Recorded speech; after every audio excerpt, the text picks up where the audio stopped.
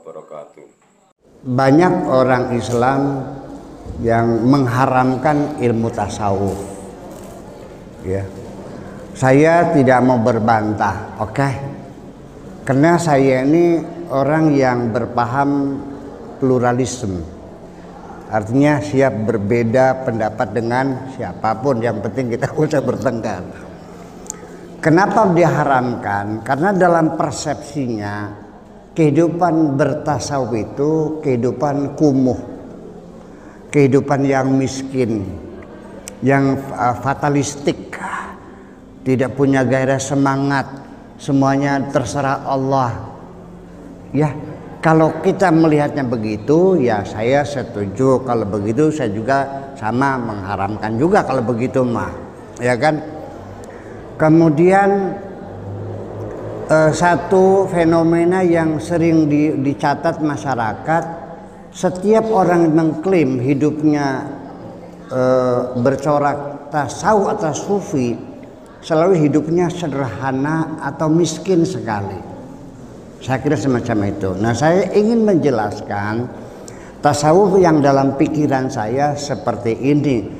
Kata-kata tasawuf itu kata-kata sofa, kejernihan, kebersihan. Artinya hati kita yang jernih.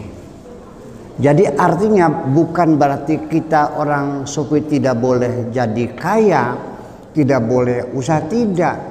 Pemahaman bagi saya adalah jangan pernah merasa memiliki. Jadi artinya silakan Anda punya harta sebanyak-banyaknya, katakan punya kota Makassar dah, ya katakan nilainya 1.000 triliun umpamanya, nggak ada masalah, dia bisa menjadi sufi ketika hatinya tidak pernah merasa memiliki. Di mana bedanya orang yang sufi dengan orang yang tidak sufi?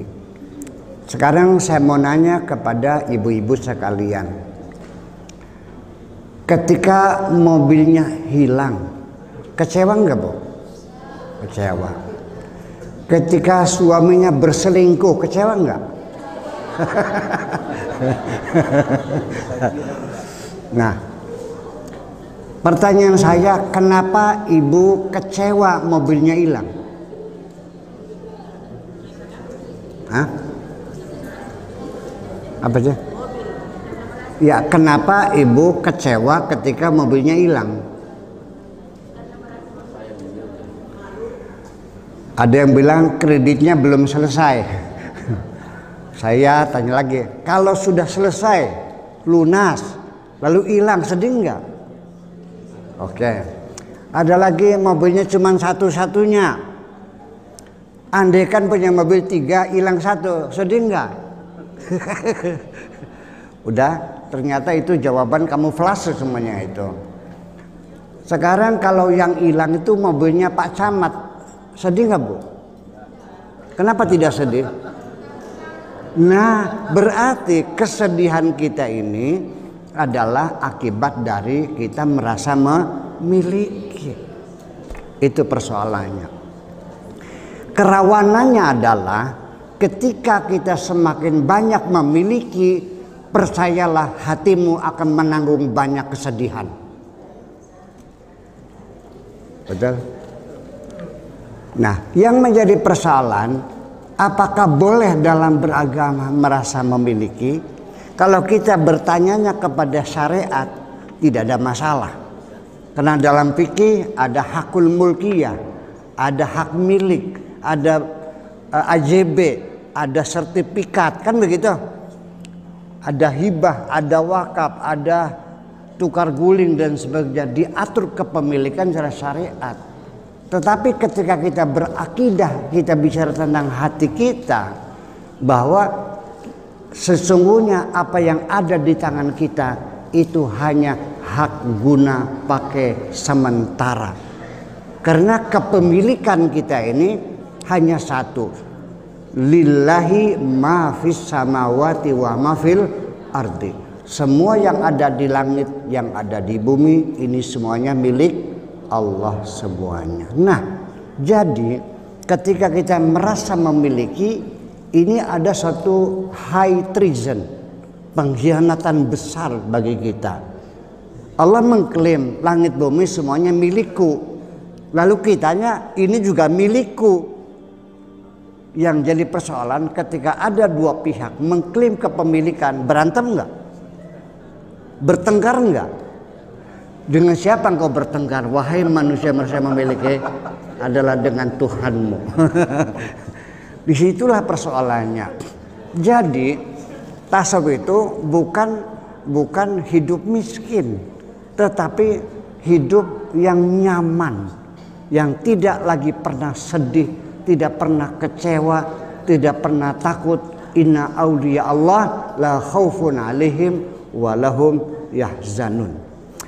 Jadi kembali lagi, pemahaman tasawuf itu diharamkan. Saya setuju kalau Anda memahaminya tasawuf hidup melarat, hidup miskin dengan malas dan tidak usaha. Betul, saya juga setuju. Tapi kalau kita ingin membangun kedamaian di hati, membangun kebahagiaan yang sejati, lalu diharamkan, saya siap bertempur dengan Anda. Begitu aja sebenarnya. Iya, semua orang pengen. Nih, Ibu sekalian, bahwa kita harus menyadari bahwa ketika kita merasa memiliki, akan menjadi persoalan besar bagi kehidupan kita ini. Mobil hilang, sedih. Anak kesayangan mati, nangis. Suami selingkuh, geramnya bukan main.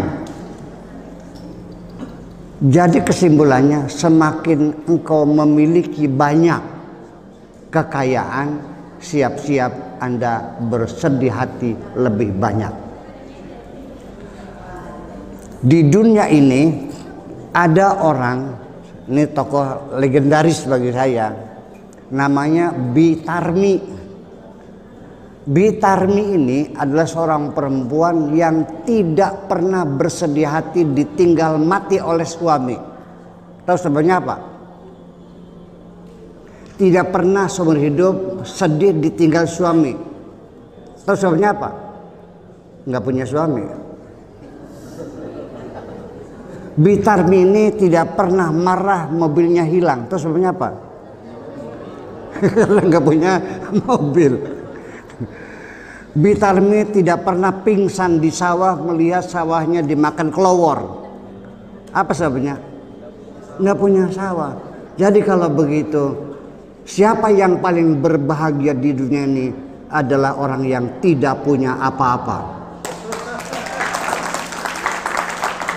Tapi mananya bukan miskin, semuanya milik Allah. Begitu kita mengatakan semuanya milik Allah, sejak itu engkau menjadi orang yang paling bahagia di dunia ini.